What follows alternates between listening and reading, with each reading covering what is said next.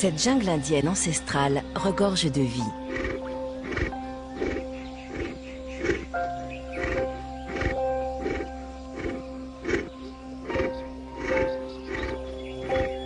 De terribles prédateurs y vivent.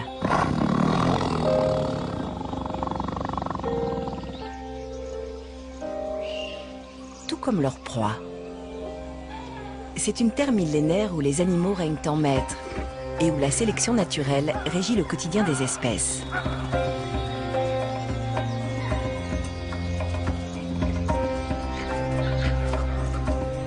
En Inde, les étés sont longs et chauds.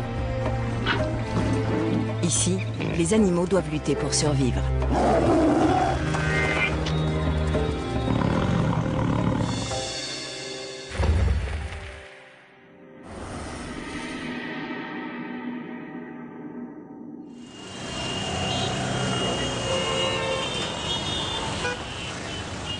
Nous sommes en Inde.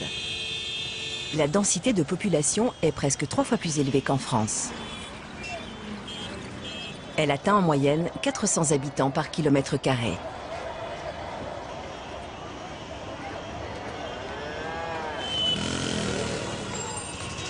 Loin des villes et de leurs foules, en revanche, se trouve un tout autre monde, méconnu des étrangers.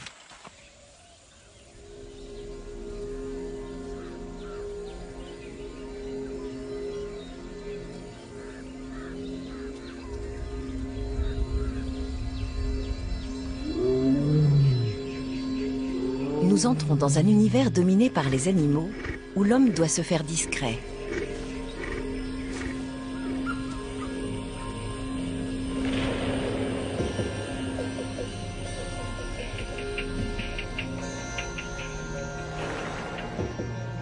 Nous nous trouvons dans la jungle de l'Inde centrale.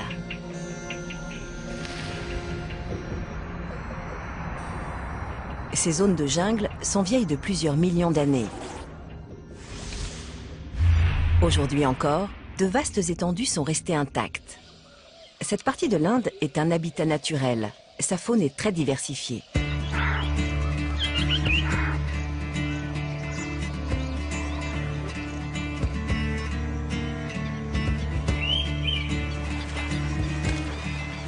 Ici, les ours cohabitent avec les sangliers. Les singes partagent leur territoire avec les mangoustes. La vie est partout, du sol aux cimes des arbres. De la plus petite espèce à la plus imposante, la jungle indienne est largement peuplée.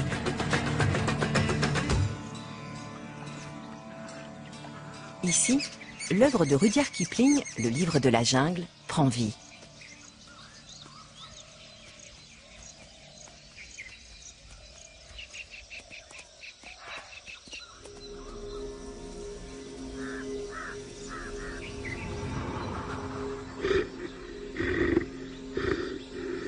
Nous entrons dans le territoire du tueur le plus majestueux de la planète, le tigre du Bengale.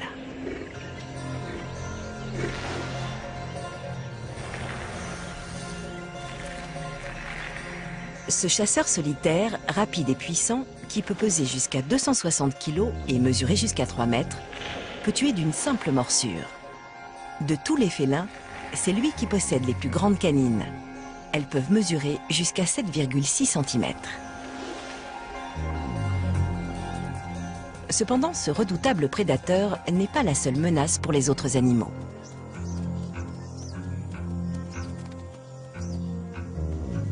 La saison sèche vient de débuter.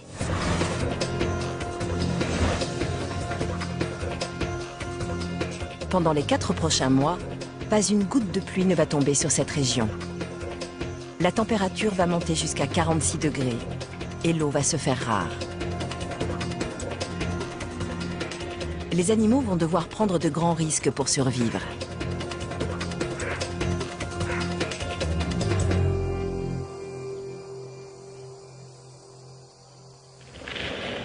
Février. Pendant 3 mois, l'Inde bénéficie d'un temps sec, ensoleillé et relativement frais. En journée, la température ne dépasse pas 33 degrés.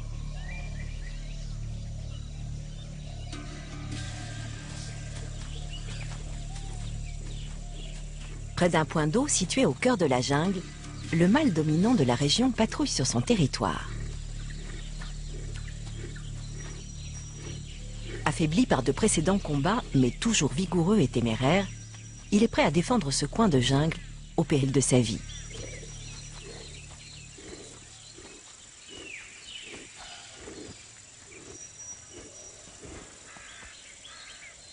Les points d'eau sont les terrains de chasse préférés des tigres. Celui-ci, en particulier, attire beaucoup de proies. C'est le plus grand point d'eau du secteur. De nombreux animaux viennent s'y abreuver, notamment parce que c'est le seul qui ne s'assèchera pas complètement au cours des mois à venir.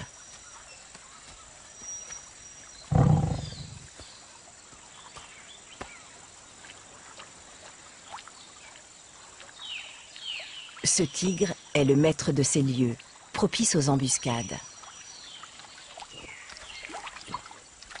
Il y boit autant qu'il le souhaite, dès qu'il le souhaite.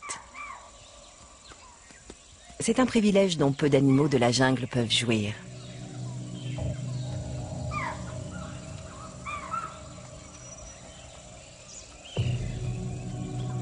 Ce tigre a 8 ans et pèse environ 220 kilos.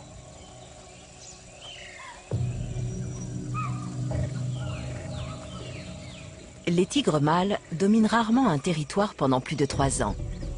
Celui-ci entame la 2e année de son règne. Un seul tigre couvre un large territoire. Si les proies sont abondantes, il peut s'étendre jusqu'à 150 km². Le marquage olfactif annonce aux autres tigres qu'ils arrivent sur ces terres.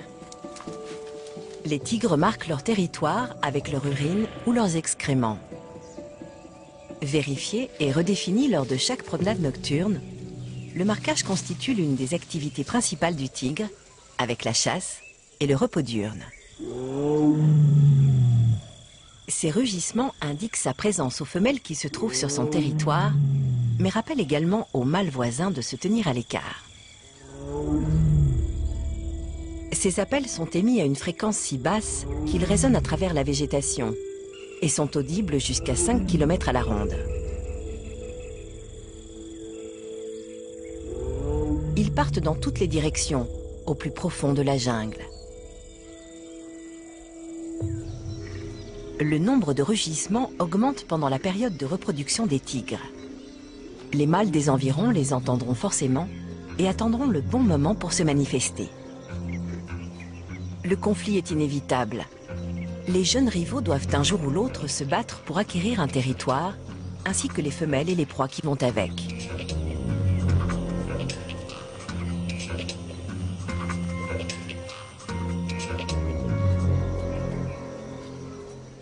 Ce coin de jungle foisonne de proies. Il risque fort d'appâter d'autres tigres. Le tigre a une certaine préférence pour le sambar. Il s'agit de la plus grande espèce de cerf en Inde. Grâce à son 1,50 m et à ses 270 kg, un seul spécimen adulte peut nourrir une famille de tigres pendant toute une semaine. Dans la jungle, la visibilité est réduite à quelques mètres. Les sambars doivent donc s'appuyer sur leurs autres sens pour prédire les attaques. Leur odorat est très affûté et leur permet de repérer un prédateur à plus d'1 kilomètre. De plus, leurs oreilles pivotent à 180 degrés. Ils peuvent ainsi percevoir le moindre bruit. Grâce au coussinet de ses pattes, le tigre avance presque sans bruit dans la jungle.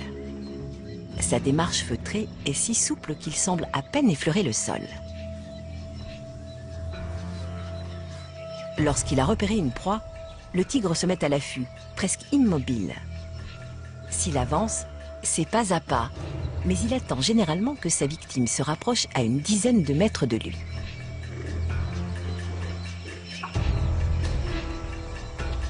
Dès qu'il sent, voit ou entend le moindre indicateur de danger, le sambar donne l'alerte à ses semblables en tapant le sol avant de prendre la fuite.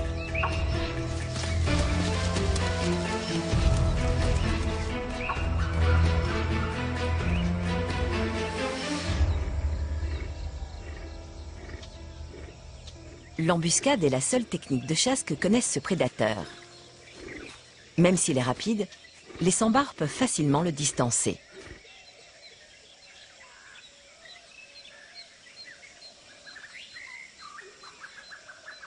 Dans le livre de la jungle de Kipling, l'animal le plus dangereux n'est pas le tigre, mais le dhole, le chien sauvage d'Asie.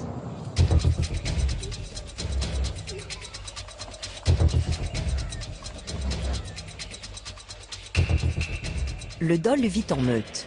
Elles peuvent comprendre jusqu'à 40 individus. Ces chiens peuvent peser jusqu'à 18 kg.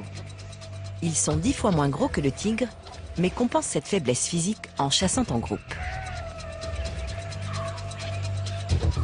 Ils communiquent par aboiement, couinement et autres sifflements. Ces redoutables chasseurs peuvent tuer une proie de presque 200 kg, soit plus de 10 fois leur propre poids. Ils la déchiquettent et la dévorent rapidement, bien souvent alors qu'elle est encore en vie. On raconte qu'ils s'attaqueraient même aux tigres et qu'ils seraient capables de les tuer.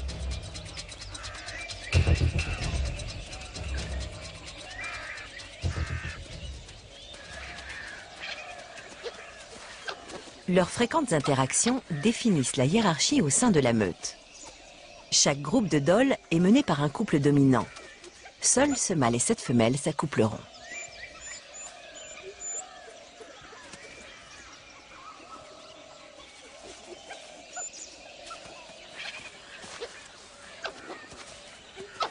Un peu à l'écart de la meute, un autre couple s'est formé.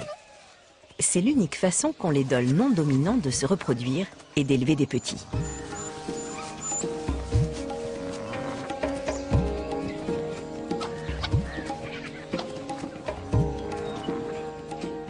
C'est une entreprise très audacieuse.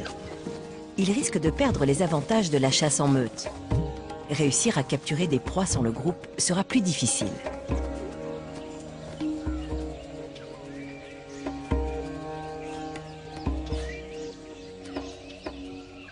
Ils entament leur nouvelle vie à l'écart de la meute en urinant d'une façon bien particulière.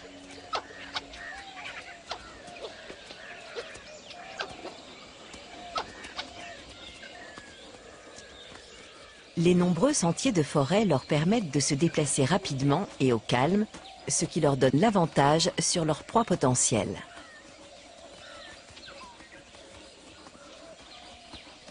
Malgré tout, chasser n'est pas simple dans une forêt où il est facile de repérer le moindre mouvement.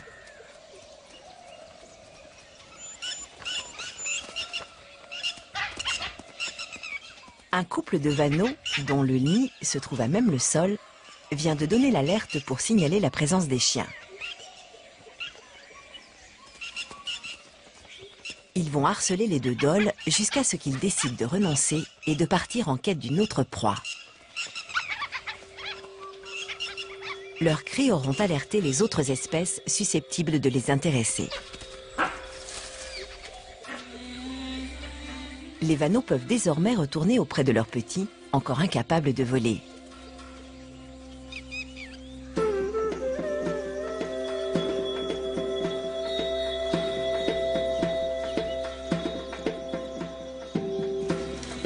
Un autre habitant de la jungle indienne est l'antelle.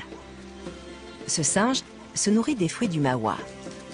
Selon la mythologie indienne, les antelles seraient les descendants du dieu singe Hanuman. Les bouddhistes et les hindous les vénèrent et leur ouvrent même leur temple. Les Seraxis profitent largement des habitudes alimentaires peu ordonnées des antelles, mais aussi de leur vigilance.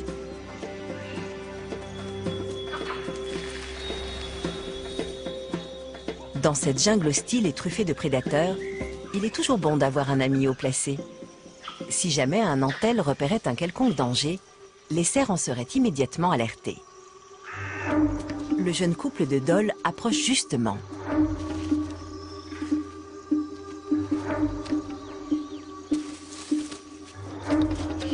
Il aperçoit une proie potentielle.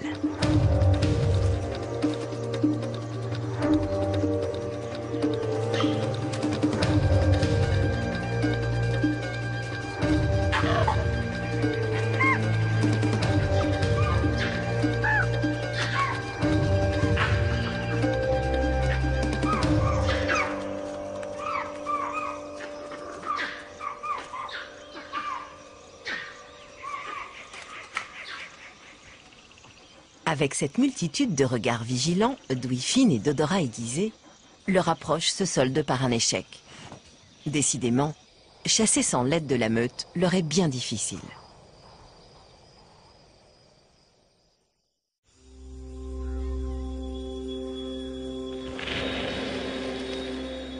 Mars. À cette époque de l'année, la température peut atteindre 38 degrés en journée. Pour les nombreux herbivores de la jungle, l'aube est le moment propice pour se nourrir.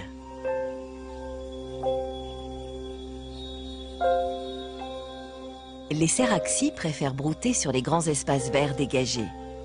Sur ces plaines, les embuscades sont moins à craindre.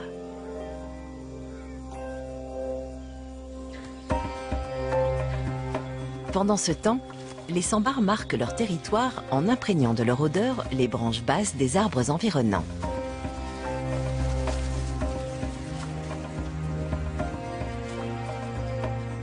Le minjac, aussi appelé cerf aboyeur, est la plus vieille espèce de cerf au monde.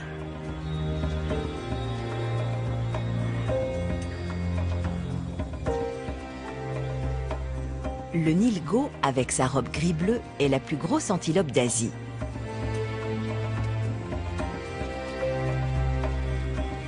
Tous se retrouvent au lever du soleil pour se nourrir à l'abri des prédateurs.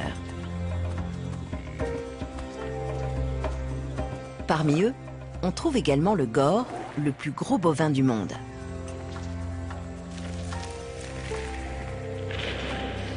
Il peut mesurer jusqu'à 2,20 m et peser plus d'1 tonne.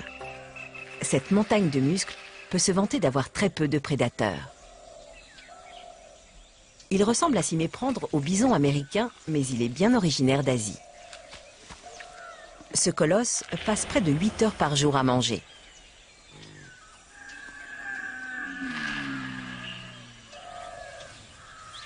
Les gors sont l'objet de nombreuses légendes. On raconte qu'ils auraient déjà piétiné à mort des villageois et même tué des tigres.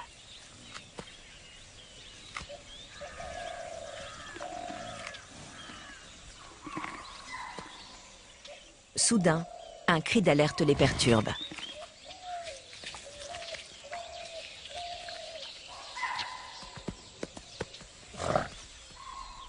Un tigre du Bengale approche.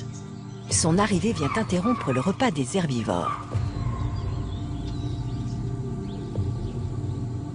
Un jeune céraxie refuse cependant de partir. Il se sait plus rapide que le tigre et ne se sent pas menacé. À pleine vitesse, un tigre ne peut courir qu'à 55 km/h. Un cerf, lui, peut atteindre les 65 km/h. À moins que le tigre n'arrive à ramper discrètement sur 15 mètres, charger le cerf serait un effort vain.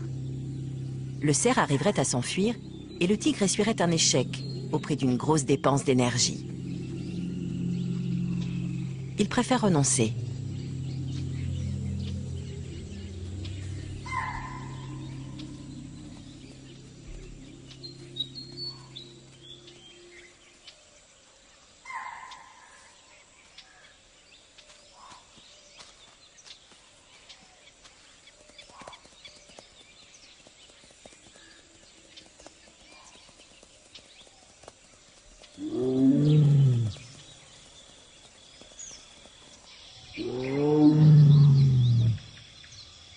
Le tigre repart à la recherche d'une femelle. Il tente d'en attirer une avec ses rugissements.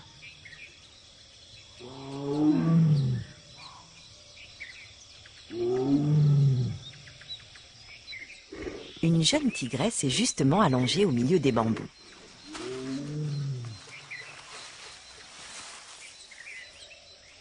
Elle peut ainsi rester à l'abri de la chaleur et protéger son petit.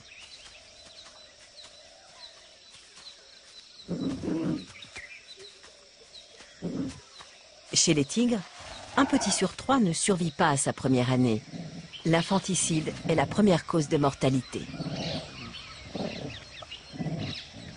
Les tigres mâles ont pour habitude de tuer les petits qui ne sont pas les leurs. De cette façon, la femelle redevient disponible et accepte de s'accoupler à nouveau.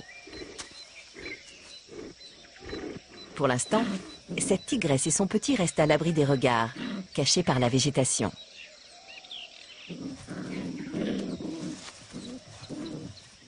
Non loin de là, la curiosité et la naïveté de ces deux autres petits, plus âgés, compliquent la tâche de leur mère. Leur vivacité l'empêche de les cacher pour les protéger. Le comportement turbulent des petits finit par attirer l'attention d'un mâle.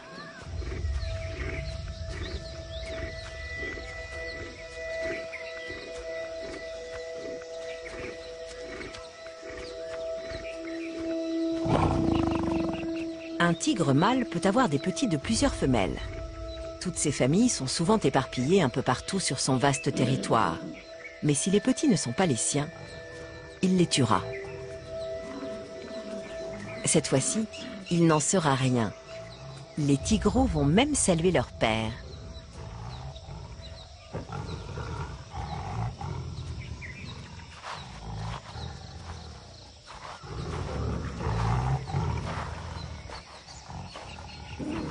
Le mâle prend le temps de marquer olfactivement son territoire avant de s'installer près de sa progéniture.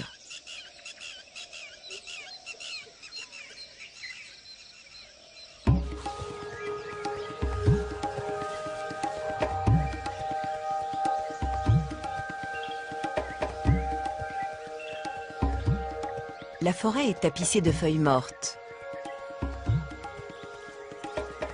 La nature fait son travail. Elles seront bientôt décomposées par les insectes.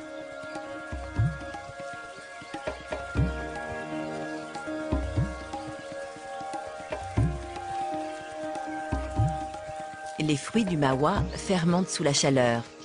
Un puissant alcool s'en dégage. Les langurs, l'autre nom donné aux entelles, s'en régalent.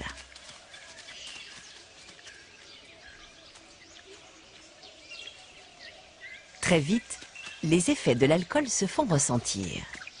Ils deviennent très chahuteurs.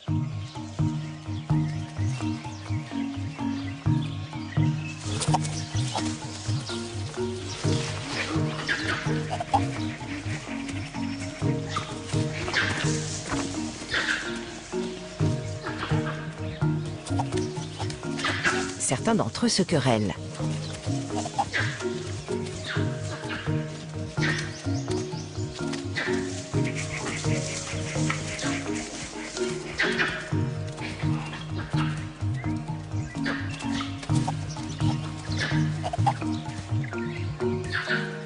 Enfin, ils finissent par s'endormir.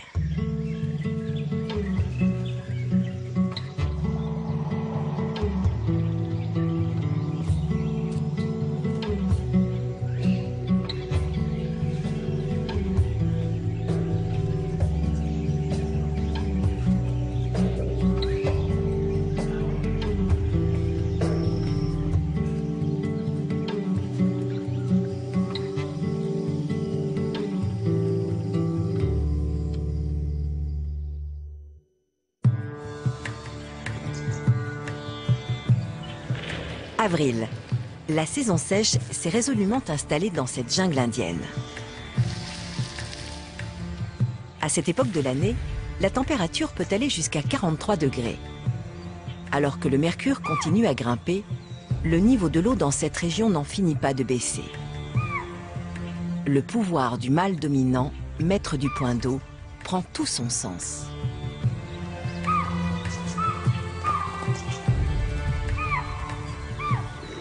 Un tel pouvoir lui octroie de nombreux privilèges. Parmi eux, celui de s'accoupler.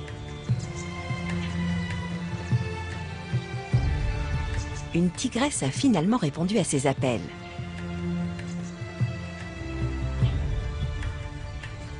Elle fait connaître ses intentions au mâle.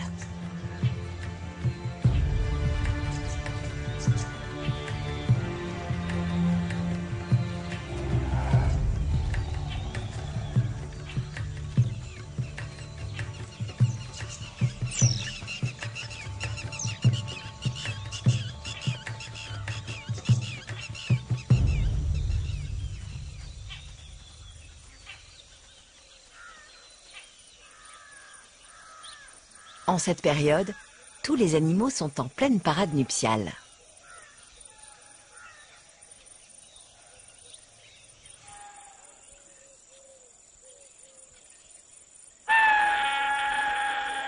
Poussés par leurs hormones et débordant de testostérone, les cerfs axi mâles se battent pour les femelles.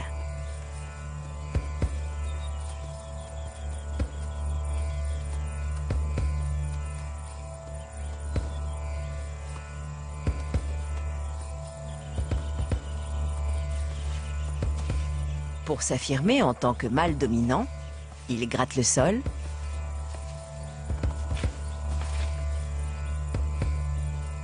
et déracinent l'herbe à l'aide de leur bois. Ils paradent les uns à côté des autres. Si leurs efforts ne paient pas, ils s'engagent dans un combat.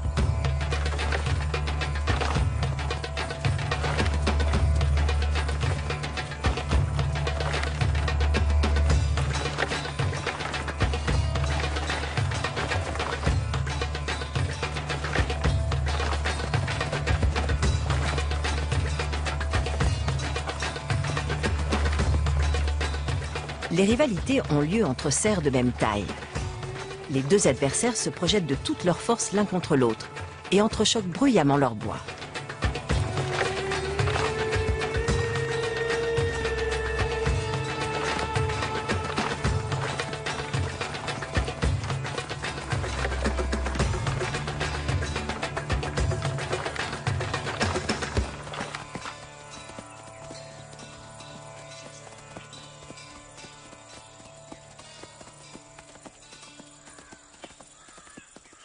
Ce mâle s'est montré plus fort que son rival. Rester le mâle dominant demande cependant beaucoup d'énergie, et les combats sont brutaux.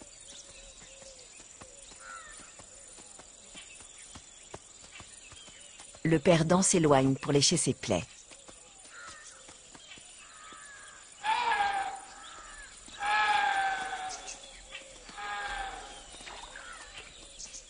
Comme toujours, le butin revient au vainqueur.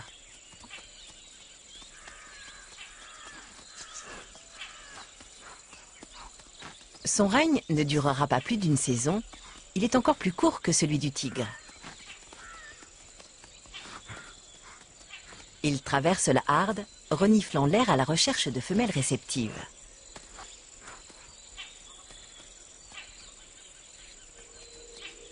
Dans toute cette agitation, le cerf a baissé sa garde. Une occasion en or se présente enfin pour le couple de jeunes dholes.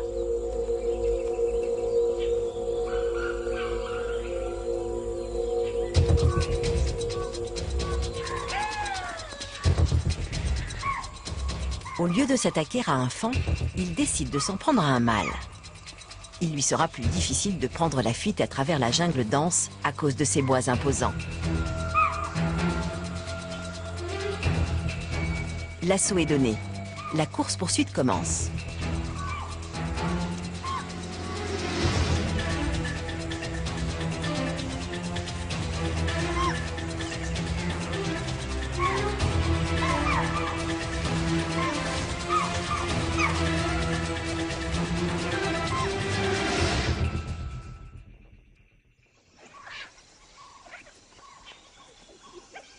Une proie comme celle-ci nourrira le couple pendant toute une semaine. Cependant, pour la conserver, ils vont devoir se méfier des tigres qui risquent d'être attirés par ce repas facile.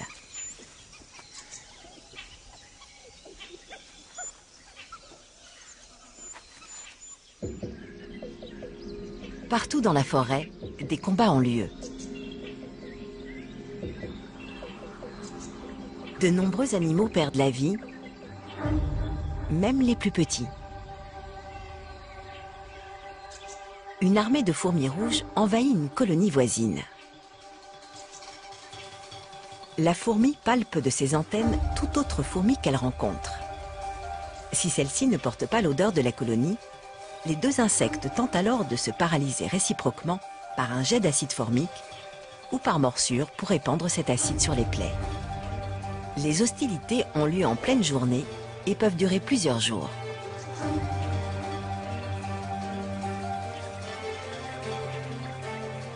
Elles s'accrochent au terrain à l'aide de leurs puissantes mâchoires et immobilisent leurs adversaires grâce à leur venin. Même à cette petite échelle, la violence existe. elle est tout aussi brutale et cruelle.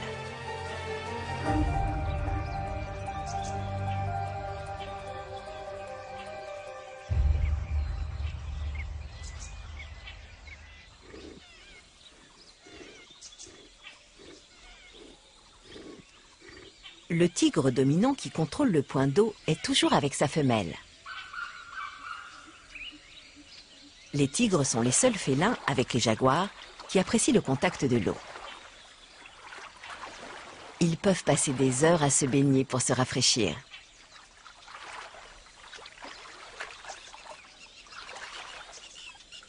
Ce couple a accès aux meilleurs endroits pour se baigner et il en profite d'ailleurs effrontément.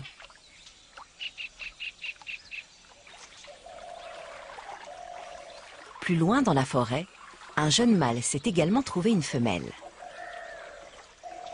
Ce couple doit rester caché et se contenter d'un point d'eau plus petit.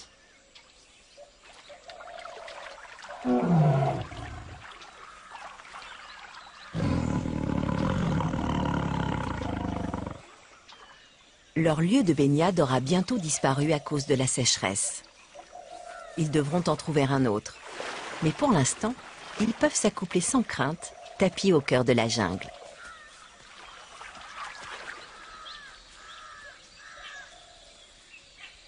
Le mâle dominant décide de regagner l'ombre, toujours accompagné de sa partenaire.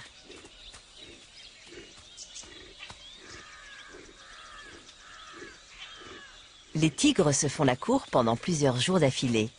Pendant cette période, ils s'accouplent jusqu'à 50 fois par jour. Un son bien particulier les accueille alors qu'ils arrivent à l'ombre des arbres.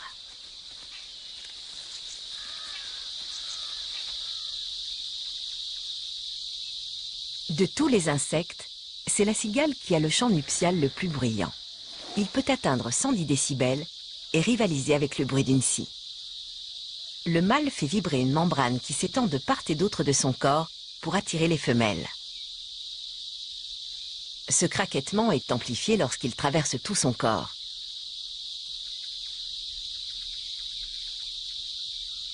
Chaque arbre peut accueillir une centaine de cigales. Le bruit qui en résulte est si fort qu'il repousse les oiseaux qui, en temps normal, viendraient les chasser pour se nourrir.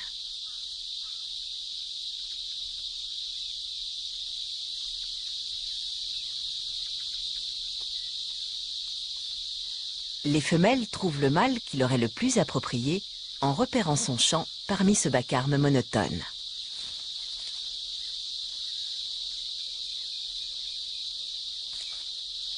Les cigales se nourrissent de la sève qui coule juste sous l'écorce que leur rostre permet de percer. Elles extraient le sucre contenu dans la sève et rejettent le surplus de liquide. Une véritable pluie de liquide végétal s'abat alors sur la forêt.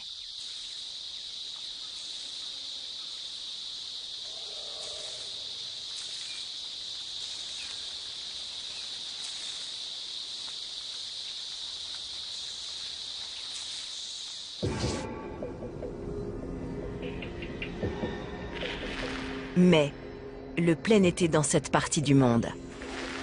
La température grimpe jusqu'à 45 degrés. Pas une goutte de pluie n'est tombée depuis 4 mois et il ne pleuvra pas avant juillet.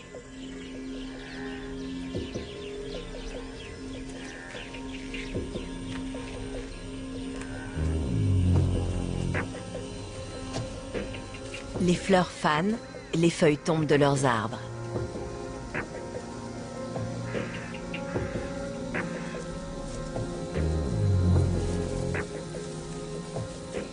Une colonie de faucheux, des arachnides aux pattes longues et fines, s'est rassemblée à l'ombre d'un arbre pour se protéger de la chaleur.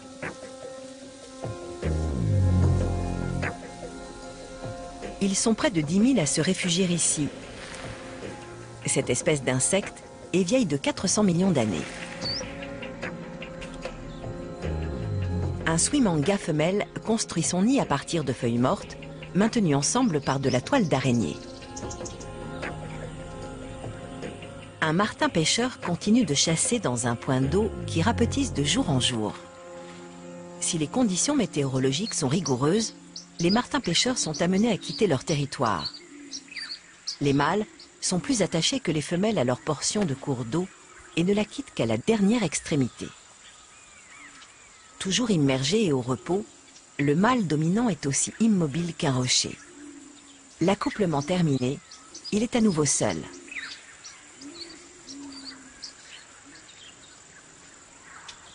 L'intense chaleur modifie les techniques de chasse des tigres.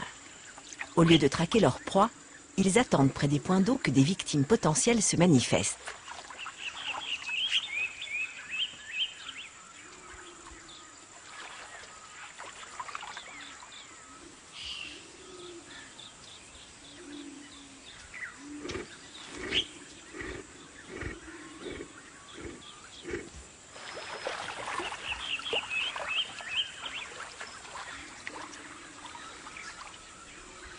L'eau se fait de plus en plus rare à cette époque de l'année.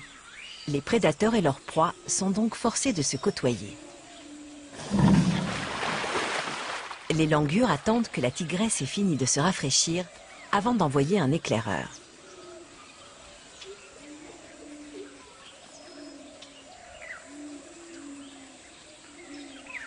Il s'assure que la voie est libre et que les prédateurs sont partis avant d'approcher.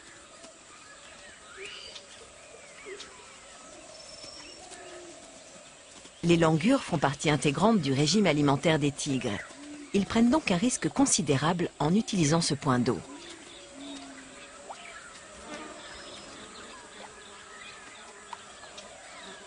Un membre du groupe monte toujours la garde.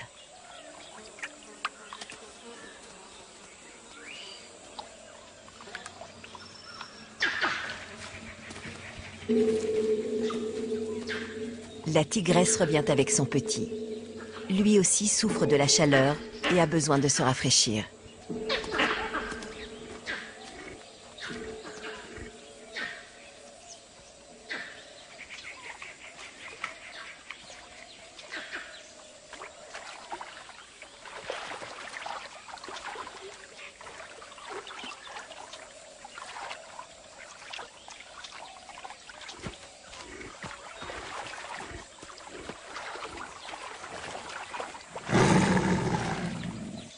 Très vite, 3 autres les rejoignent.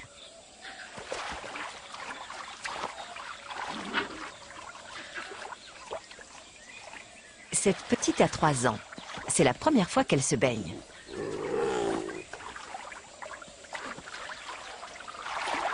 En moyenne, une tigresse élève une douzaine de petits au cours de sa vie. Chacun d'eux restera avec elle jusqu'à l'âge de 2 ans.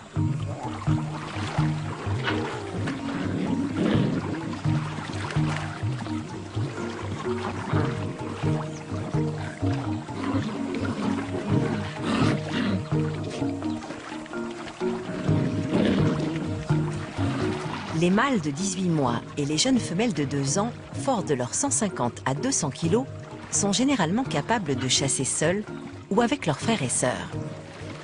Peu à peu, le groupe se défait et chacun chasse en solitaire. Il semblerait que parvenus à l'âge adulte, les tigres d'une même portée continuent à se reconnaître entre eux. Pour la mère, surveiller 4 petits est un défi de taille. Pendant les 6 premiers mois de leur vie, elle doit manger suffisamment pour produire du lait. Ensuite, pendant les 8 mois qui suivent le sevrage, elle doit chasser pour se nourrir elle-même, mais aussi ses petits.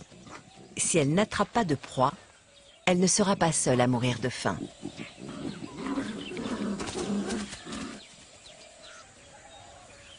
Les tigres manquent rarement une occasion de partir à la chasse. Bien camouflée dans les hautes herbes, la tigresse avance d'un pas feutré. Sa robe se fond parfaitement dans le décor. Malheureusement, la harde de Céraxie est trop éloignée pour tenter une attaque. Soudain, un mouvement à la lisière de la forêt attire son attention. Intriguée, elle s'approche avec précaution.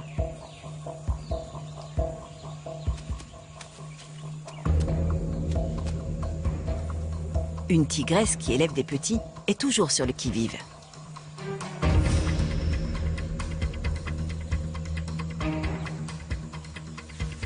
Ce jeune faon ferait un encas idéal pour sa tribu.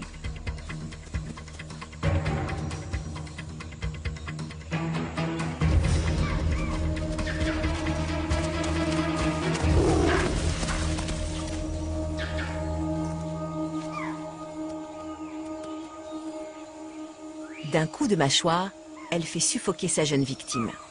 Il s'agit là d'un maigre repas qui sera rapidement dévoré.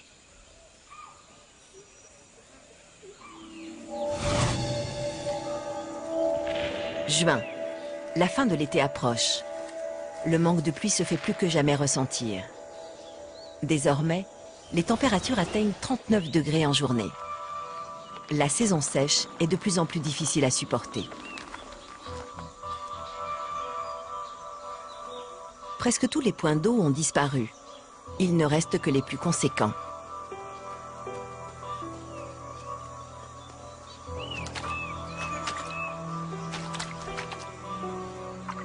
Le niveau n'est même plus assez profond pour les anguilles ou les poissons-chats. Les hérons se font une joie de nettoyer le lit des mares.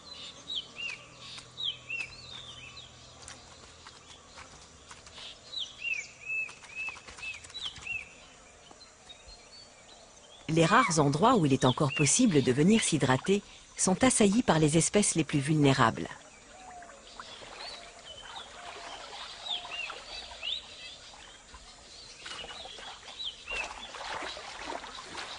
Certains s'installent dans la boue pour se rafraîchir. De plus, elle les protège du soleil et des piqûres d'insectes.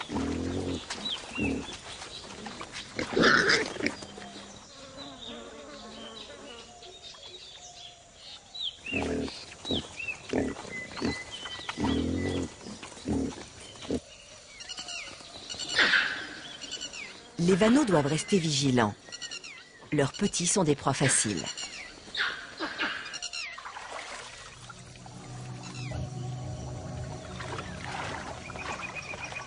La meute de dholes est une menace. Sa présence se fait ressentir.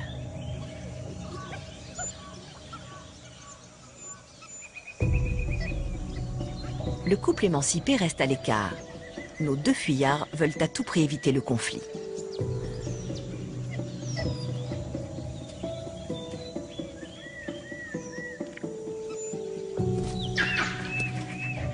Le manque d'eau crée une atmosphère tendue. Les animaux sont irritables et désespérés.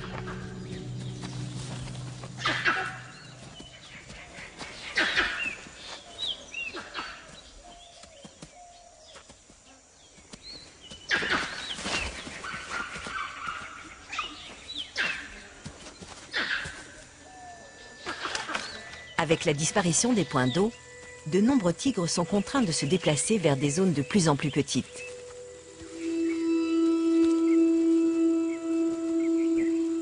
Les territoires finissent par se chevaucher.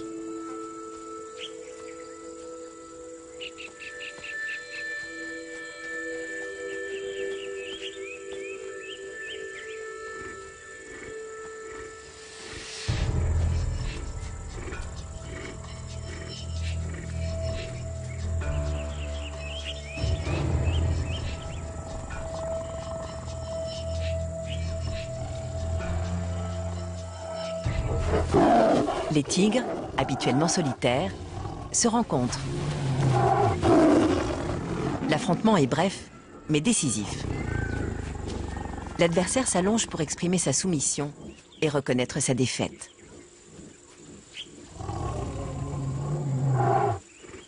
Le vainqueur s'éloigne pour reprendre possession de son territoire.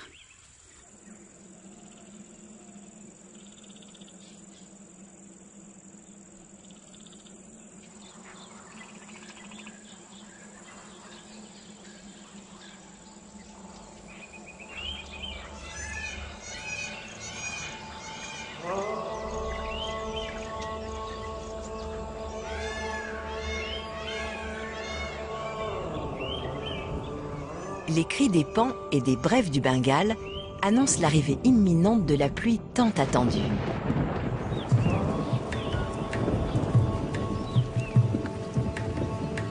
Depuis des mois, pas une goutte n'est tombée sur la jungle. Ces pluies sont salvatrices. Il ne s'agit encore que de faibles averses, mais d'ici quelques jours, la végétation se régénérera.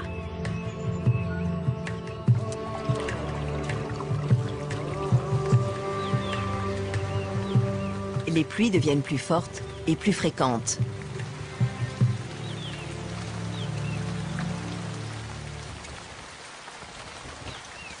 La jungle se métamorphose. Juillet. La végétation s'est densifiée. La jungle retrouve ses couleurs et ses richesses.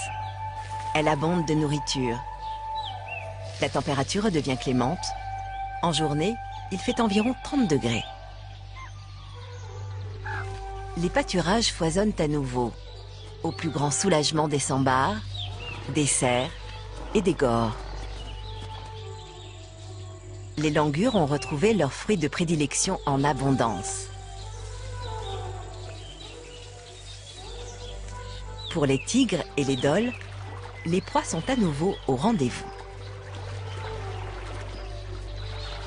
Le mâle dominant garde son territoire pour une nouvelle saison.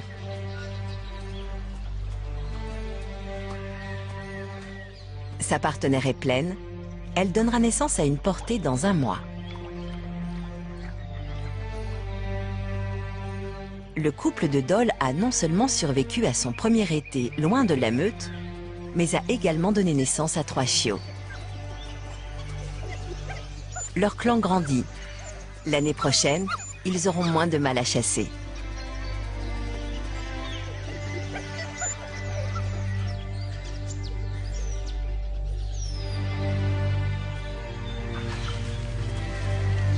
L'œuvre de Kipling est une fiction. Voici la réalité d'une histoire qui se perpétue depuis des milliers d'années. Chaque instant est miraculeux et symbolique. Ici, chaque jour est une nouvelle victoire.